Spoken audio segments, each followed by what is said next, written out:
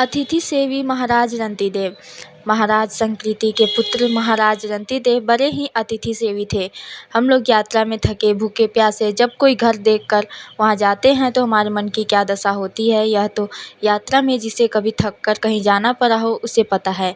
ऐसे अतिथि को बैठने के लिए आसन देना, मीठी बात कहकर उसका स्वागत करना, उसे हाथ पैर धोने तथा पीने को जल देना और हो सके तो भोजन कराना बड़े पुण्य का काम है। जो अपने घर आए अतिथि को फटकारता और निराश करके लौटा देता है, उसके सारे पुण्य नष्ट हो जाते हैं। महाराज रंतिदेव इतने बड़े अतिथि सेवी थे कि अतिथि की इच्छा जानते ही उसकी इच्छित वस्तु उसे दे देते थे। उनके यहाँ रोज हजारों अतिथि आते थे। इस प्रकार बांटते बांटते महाराज का सब धन समाप्त हो गया। वे कंगाल हो गए। महाराज रंतिदेव निर्धन हो जाने पर राजमहल छोड़ दिया। स्त्री पुत्र के साथ वे जंगल के रास्ते यात्रा करने लगे।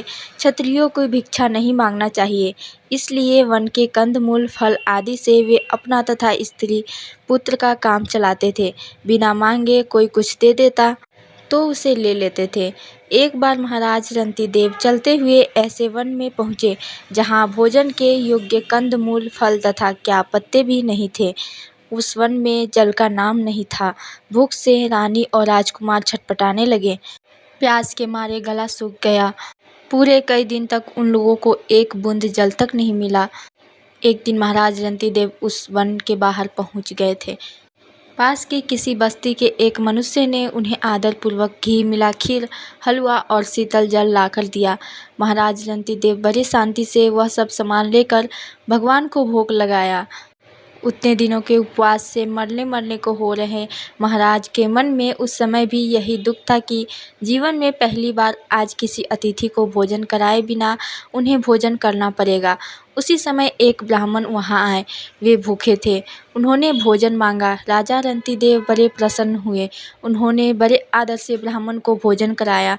जब ब्राह्मण भरपेट भोजन करके चले गए तब बचे सामान में से राजा ने अपनी पत्नी और पुत्र को भाग उन्हें बांटकर दे दिया।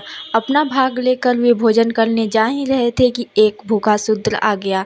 राजा ने उसे भी भोजन कराया, लेकिन शूद्र के जाते ही और अतिथि आ पहुँचे। उसके साथ कई कुत्ते भी थे। अतिथि और उसके कुत्ते भी भूखे थे।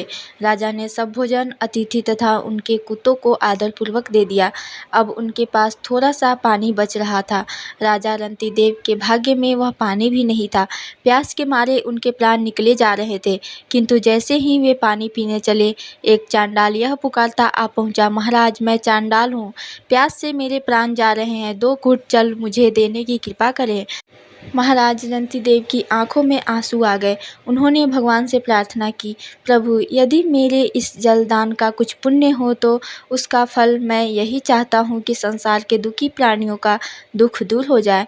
बड़े प्रेम से उस चांडाल को महाराज ने वह बचा हुआ पानी भी पिला दिया। चांडाल के जाते ही महाराज रंतिदेव भूख प्यास के मारे मूर्छित होकर गिर पड़े।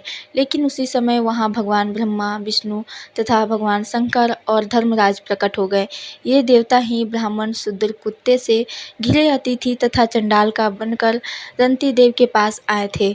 महाराज रंतिदेव ने अतिथि सेवा रूप में धर्म के प्रभाव से ही भगवान का दर्शन प्राप्त किया।